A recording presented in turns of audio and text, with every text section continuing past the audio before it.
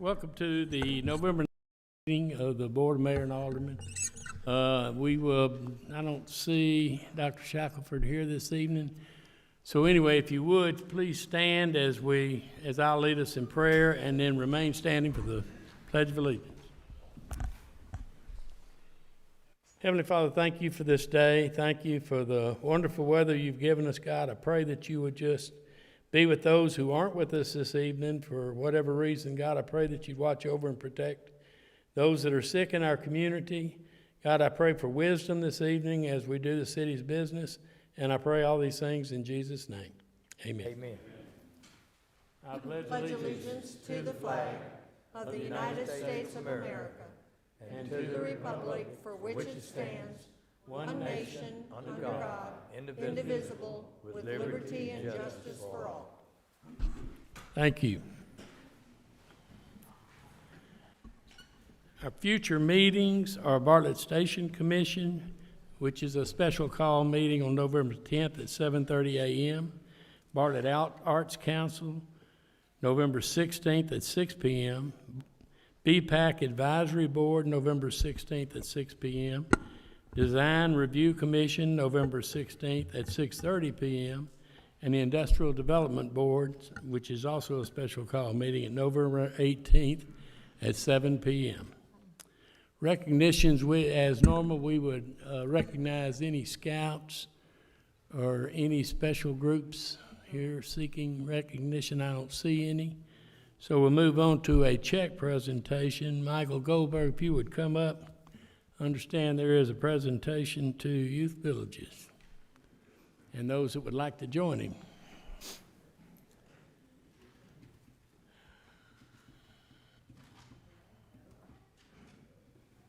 Thank you so very much.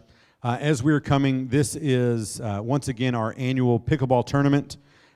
This is a tournament that is put on by our pickleball committee. And before we get started, I would like to pass the microphone to Rick Darling, who is the chair of our pickleball committee. Thank you, Michael. We just wanted to take a minute, and I see that the mayor's not here tonight, but we wanted to take a minute for the pickleball community.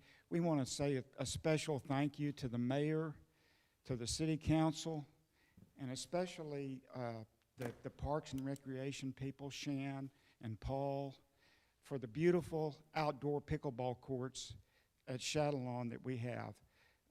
It's just a great facility. Everybody that I talk to say it's one of the finest facilities in the Mid-South. So we really appreciate everything you did to get those courts for us. Thank you so much, and I'm going to turn it back to Michael. Thank you, Rick, so very much. We are so very grateful for all the work that the Pickleball Committee has done. And this year is our 7th annual. Unfortunately, last year, to circumstances, we weren't able to hold our tournament. But this year being our 7th annual pickleball tournament, this is the highest number that we've raised ever.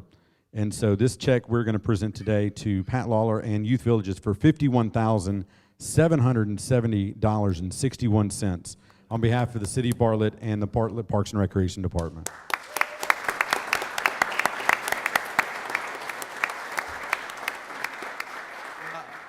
Well, thank you, and I especially want to thank Rick for all his work. And Rick, this was more money than you raised the first 6 years. This is unbelievable. Yeah, it's very generous. I attended the last day of the event. If you've ever been to a pickleball tournament, there's a lot that goes on in a pickleball tournament. There's balls flying everywhere, games going everywhere, there's referees everywhere. It's kind of chaos, organized chaos, but it was a lot of fun. And I know a tremendous amount of work goes into this. And I will tell you, we haven't had a special event in almost 2 years because of the pandemic. So this is, quite a surprise, and just so honored to be the recipient of the pickleball tournament. Some of us are old enough to remember 1986 when Memphis Boys Town and Dogwood Village merged. Raise your hand if you remember that, 86. Some of y'all are so young, you don't remember. Maybe your parents remember, or your grandparents. But actually, the Bartlett campus had closed, and it was called Memphis Boys Town. It closed, and all the kids were gone. But at the peak, they had 48 young people on that campus in the 80s. We have 262 young people on that campus today. There's 78 girls, 184 boys. And unfortunately, all those kids will not go back home to their families. You drive by, you see the kids playing around outside. Unfortunately, you can't see a lot of the campus because it goes way back there. You know, you see we have kids that are from 8 years old to 18, and you see all the kids playing, having a good time, and, you know, we all would love for them to go back home to their families or a grandparent or find a new family, maybe adoptive or foster family. But unfortunately, many of those young people cannot go home to their families, and they won't go home at all. They'll have to leave independently. And I was talking to Lance last week, who's been there a while, and he just turned 17, and this is a great kid, just a great kid.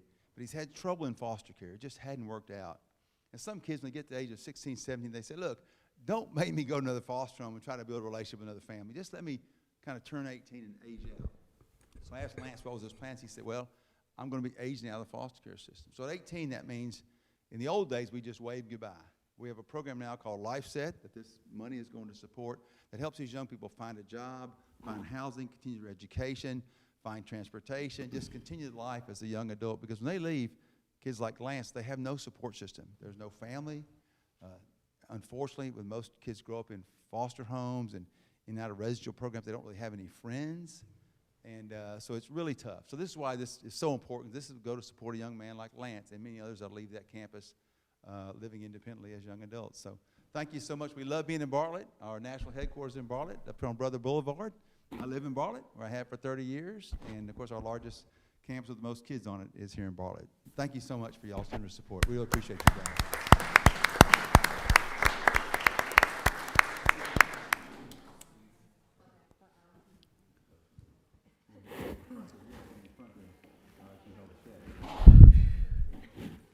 Smile, Paul.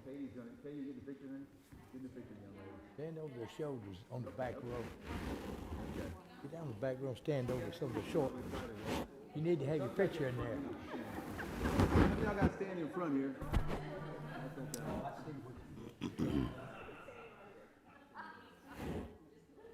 Tighter. We have HR getting on us to get too close here.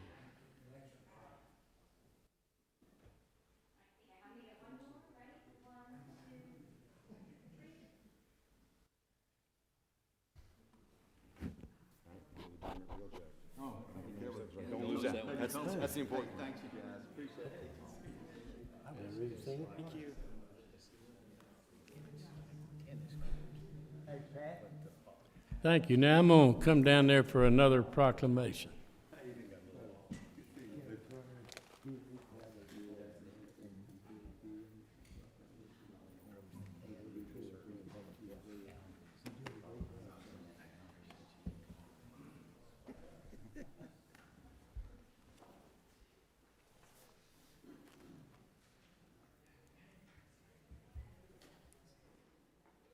Now we have another proclamation I need to read tonight. This is from the office of the mayor. It's whereas in 1872, J. Sterling Morton proposed to the Nebraska Board of Agriculture that a special day be set aside for the planting of trees, and whereas this holiday called Arbor Day was first observed with the planting of more than 1 million trees in Nebraska, and whereas Arbor Day is now observed throughout the nation and the world, and whereas trees can reduce the erosion of our precious topsoil by wind and water, cut heating and cooling costs, moderate the temperature, clean the air, produce life-giving oxygen, and provide habitat for wildlife, and whereas trees are a renewable resource giving us paper, wood for our homes, fuel for our fires, and countless other wood products, and whereas trees in our city increase property values, enhance the economic vitality of business areas, and beautify our community, and whereas trees, wherever they are planted, are a source of joy and spiritual renewal, now therefore I, A. Keith McDonald, Mayor of the City of Bartlett, do hereby proclaim Tuesday, November 9th, 2021, as Arbor Day in the City of Bartlett, and I urge all citizens to celebrate Arbor Day and to support efforts to protect our trees and woodlands. I also urge all citizens to plant trees to gladden the heart and promote the well-being of this and future generations. And it's signed A. Keith McDonald, Mayor of Bartlett. And I don't know who I'm supposed to give that to, but whoever it is, it'll be here. When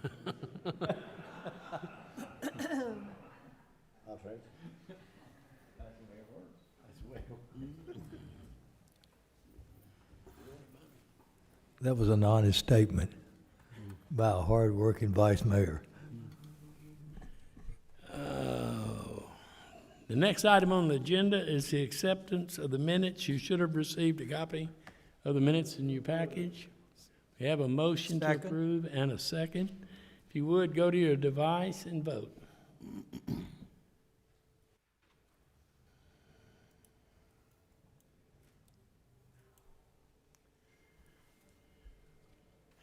The minutes are approved 6-0. Next is the consent agenda, which there are 4 items on the consent agenda. Madam Clerk, would you read those items into the record? Item 1, special event permit for Christmas and Bartlett Market and festivities. Item 2, subdivision contract for Walter and Virginia Davis Manor subdivision. Item 3, purchase of Orion water meters. Item 4, treasurer's report for September 2021. As is our custom, any alderman can pull any of these items for any reason. Does anyone would like to pull any of these items? Seeing no one, we're going to get a motion. Move it out. Second. We have a motion and a second. If you would, go to your device and vote.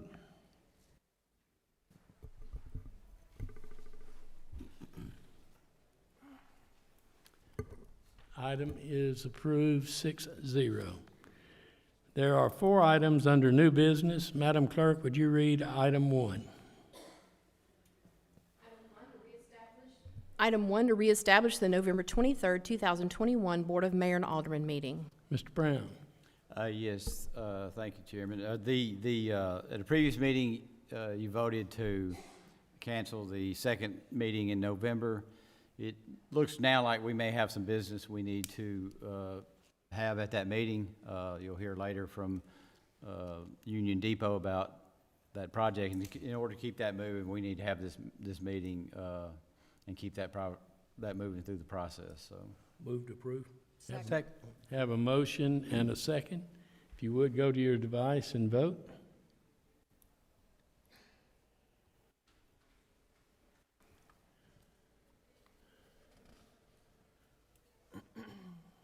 Item passes 6-0. Madam Clerk, would you read item 2? Item 2, proposal to name the new fleet maintenance facility the A. Keith McDonald Fleet Maintenance Facility in honor of A. Keith McDonald. It's been recommended that in consideration of the 20 years as mayor and additional years as alderman, that we name this new maintenance facility on Yale Road after the mayor. Move it out. Second. We have a motion and a second. If you, any discussion? I'm sorry. Should have done that before. Go to your device and vote then, please.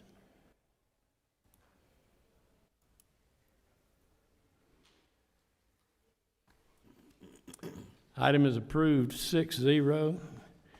Madam Clerk, would you read item 3 into the record?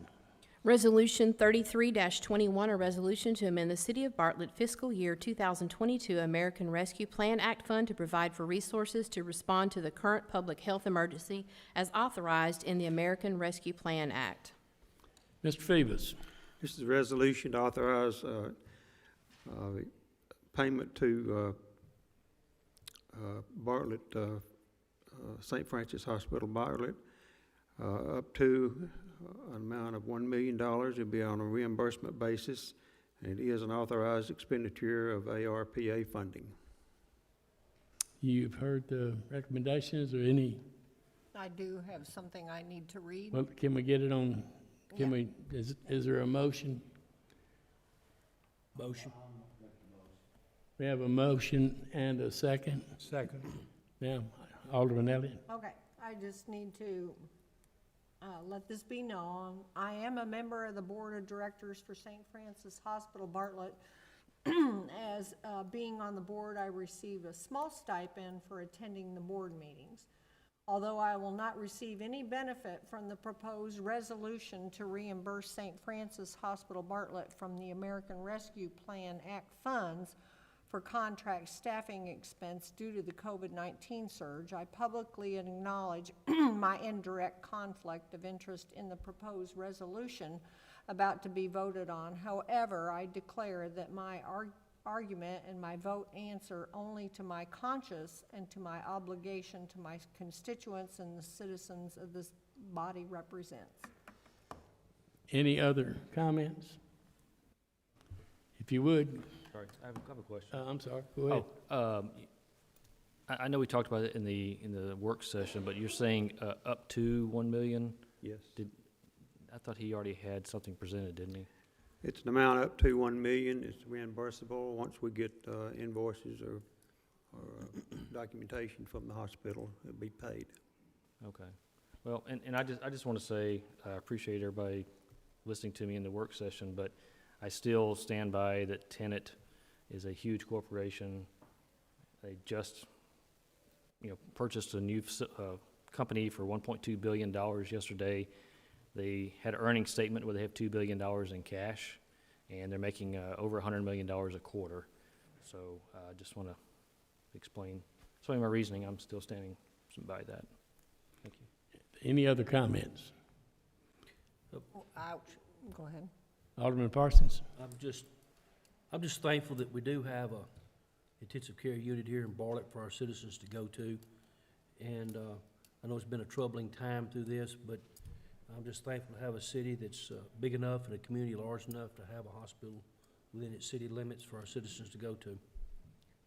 And, as we learned in the work session, I want the citizens to know that they were way beyond capacity, having to hire contractual nurses, which most of the hospitals had to do, but those nurses were making $195 an hour, way beyond what the normal rate is, that they were having to pay to staff ICUs to care for a lot of COVID patients for days and days on ventilators. As well, they are a for-profit hospital, but they also do pay taxes because they are a for-profit hospital. They do pay taxes into the city of Bartlett as well as the county and all that. So the other hospitals have lots of money, even though they're for not-profit hospitals, have a lot of money in their bank accounts too. So, that being said, I don't know that it's that unusual that a for-profit hospital has money being held in that amount because, they do have to maintain facilities and buy equipment and all that kind of thing. So that's just some of the facts that the public needs to understand too. Well, Jack? Alderman Pleasant? And like our municipal school system, our police department, our fire department, I'm looking at the brighter side of it. But my colleague across from me, he's bringing up things that bothers him. That don't mean we're against any hospital or anything. I'm definitely not. I've been with the St. Francis since they broke ground all the way through their cardiac unit, and spent a lot of time when I was in state government working really day and night because they didn't want us to have that hospital, your two major, Baptist and Methodist, and I was friends with all of the CEOs. But we wanted our hospital here in Bartlett, and it is a godsend, and I can't, control like how much money they make, but I'm gonna stay away from the money thing because it seems like everybody but me is making $1 billion. but anyway, but I'm coming close to it, serving on this board, I think. But anyway, so I do love the hospital for that reason, and I knew all the CEOs when they was there all the way up through, and as a city grew, it's a godsend to us, really. But there again, there's probably a lot of things that different people ought to look into and find the reasons why. But everybody's got their view, and I'm gonna let everybody have a view because I want my view, and so I'm gonna vote with the majority on it, though. Any other comments? And I will say too that, just so the public knows, that this money that the federal government gave to cities and the county and all that, this is an approved usage of those funds, is to reimburse or help hospitals out that cared for all the COVID patients. Yeah, just so the public knows, we were given $2.8, I believe, $million this year. And we have another 2.8 million, I believe, coming next year. But there are specifics that money can be spent. It's not just something we can spend on whatever we'd like. Paving projects probably won't work. So, I mean, we are designated on how we spend those dollars, and we're trying to spend them wisely for the citizens of Bartlett. Any other comments, Yeah, questions? I just want to say, I was not trying to say that we were doing anything wrong, or that it was wrong for Tenet Corporation to ask for reimbursement. I did not mean to. I definitely understood where you're coming from, Alderman. Yeah, we have a finite amount of money, and so I'm just trying to make the best and highest use of it. And that's what's wrong with a lot of people nowadays. They don't ask questions because they're afraid somebody won't like it. But, I mean, you know, you're an alderman just like I am. Well, I support, I mean, it's really nice to drive by and see the word Bartlett on the hospital. It's really nice. But like I say, Well, look, as you leave this meeting, I can assure you, look, our great-great-great-great-grandchildren will be paying for this, so don't worry about it. oh, yes, that's true. All right, anyway, thank you. Any other comments or questions? If you would, then go to your device and vote, please.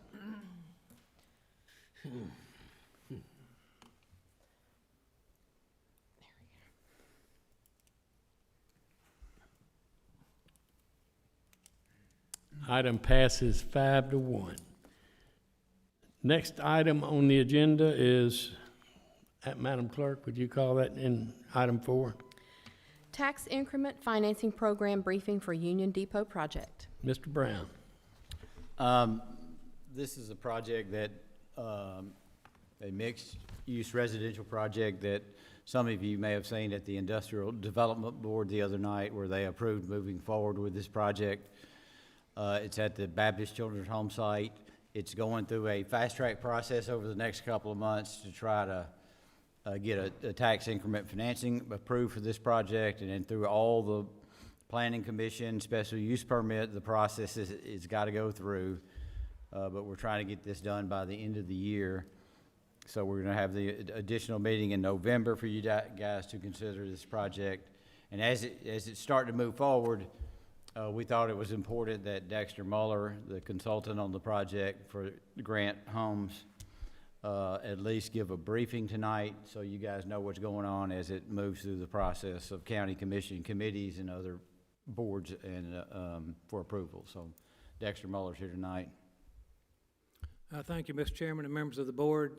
Some of you were able to be present the other night at the Industrial Development Board, and just to make it clear that the board was only asked to authorize the forming of economic impact plan and submission of that. So the other night was, not really a formal meeting of voting or anything like that.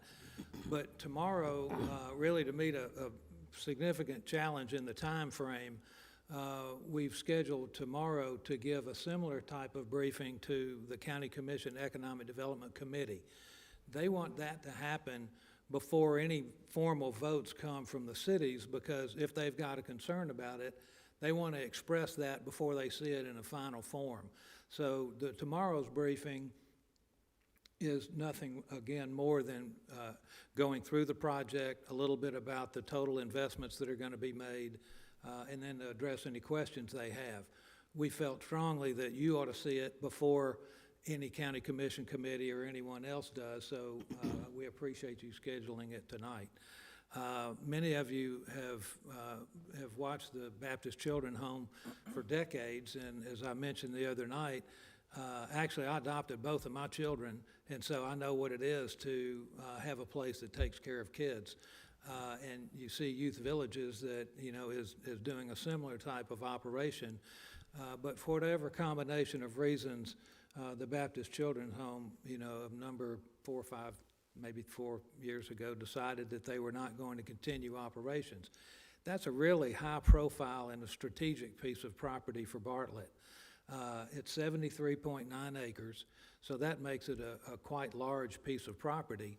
And right at the intersection of what are, I think of it, Highway 70 and 64 as being two major highways, but to us they're the major roads in the city. So being at that location, it really is an important piece of property to develop.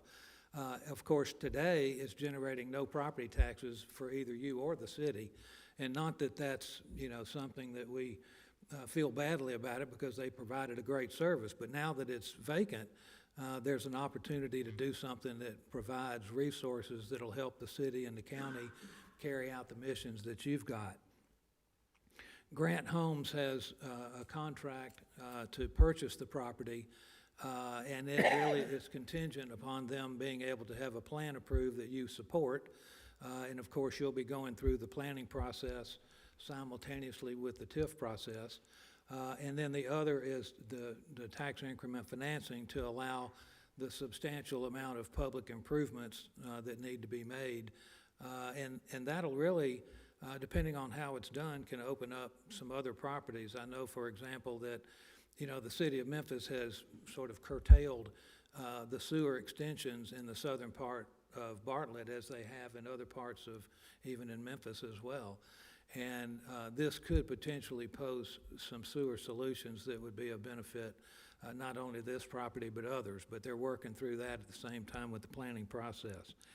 So really, in addition to just the financial benefits that'll come out of it, and there's about 85,000 square feet of commercial space that'll generate sales taxes as well. But in addition to that, I think it gives you some new offerings for residential lifestyles. And you're really seeing that in the city to the east, which I've done a lot of work with. You have several developments that have taken there where they've got, integrating the groups of different types of units, and that's what is being proposed to you. So tonight, this is a briefing. We would certainly entertain any of the questions that you have about the project or the TIF sequence, anything like that, how TIF works. I know this is the first one to go through. Memphis has at least 5 TIFs that have been approved. Millington has 3 or 4. One was approved about a week ago at the county commission. Lakeland has 2, and so I think it's appropriate for a substantial development like this in Bartlett for you to be able to take advantage of the partnership with the county as well. So with that, I'll be glad to answer any questions. Yes, sir.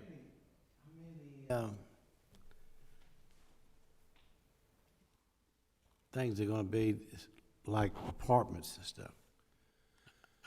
Do you know how many you're gonna try to?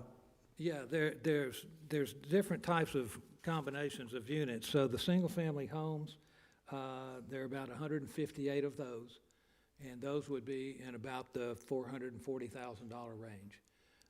Then there's also townhouses, and there are 92 townhouses, and those would typically be in like the 300, 330, something range like that. There are lofts that are above the commercial, and there's 62 of those. And then the flats, which are, I think, the multifamily that you're talking about, there's 334.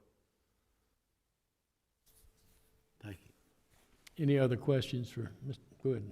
So, Dexter, those flats and those lofts, those Can't hear you. are occupied, I understand?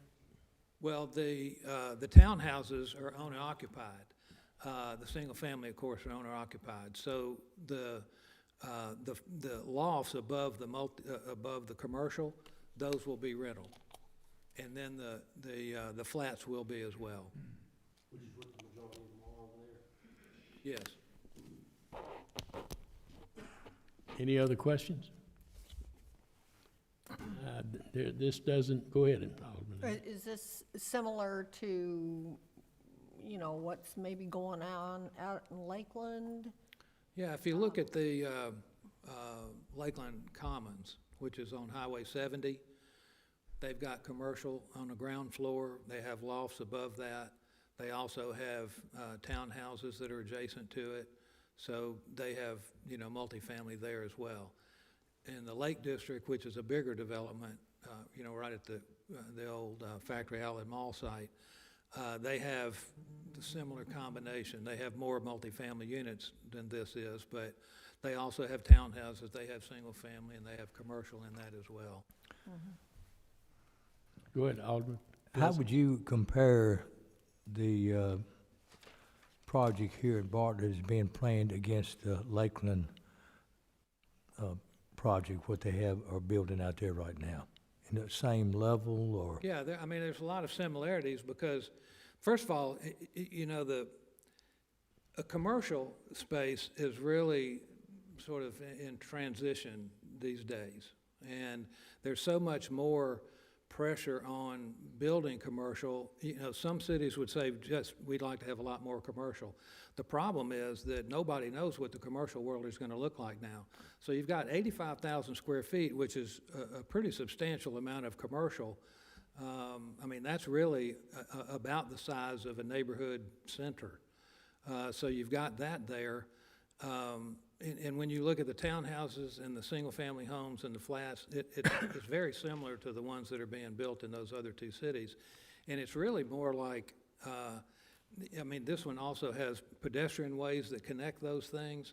People are biking a lot more and want to have things that are close to them so that they've got the commercial that's close to the residences. They don't have to drive all the time. So I think there's a similarity with those, and it just shows that this is a lifestyle that more people are interested in living in. You know, two of my friends have just spoke recently that they've been able to buy something to downsize, and when they sold their home, they would stay here in Bartlett. And they're also business owners here, but they had to move out to Lakeland. But, you know, this will fit a lot of needs for a lot of older people, huh? When Mayor Flaherty was the mayor here, and Charlie Goforth was the chief administrative officer, I did a city plan for Bartlett. And the statement then was, if you want to move up, you have to move out. Because you had sort of middle income housing, but there was no upper income housing that was being built. So if you wanted a larger home or, you know, nicer amenities, you had to move out of the city. It's almost the opposite now, because a lot of families, you've seen in Arlington and some other places, the folks that are moving into a lot of these flats are people that are doing exactly what you want, or what you're saying, and that is they want to move from a 3,000 or 4,000 square foot house and move either into a townhouse or a flat, because they're going to be traveling or going to see their kids in other cities, and they don't really want to have you know, a large home with a lot of grass and things like that to maintain. So I think having that, you know, as an additional option for you is a positive for the city. Well, several of us went to Middle Tennessee a couple of years ago to view some of these type developments. I'm for one, am excited to see something like this coming to Bartlett and looking forward to it taking place. Any other comments or questions? I've just said for a long time that we need more zero lots or whatever for people like me now that don't need a house the size I have, you know, and so this is going to be providing that kind of need, you Absolutely. know. Well, and there are even some options where, like in the townhouses, for example, that the homeowners association and the developer maintains the yard, which would suit me just fine. Yeah. Thank you very much, Dexter. Again, there's no vote required for this tonight. It's an information only to get this process rolling.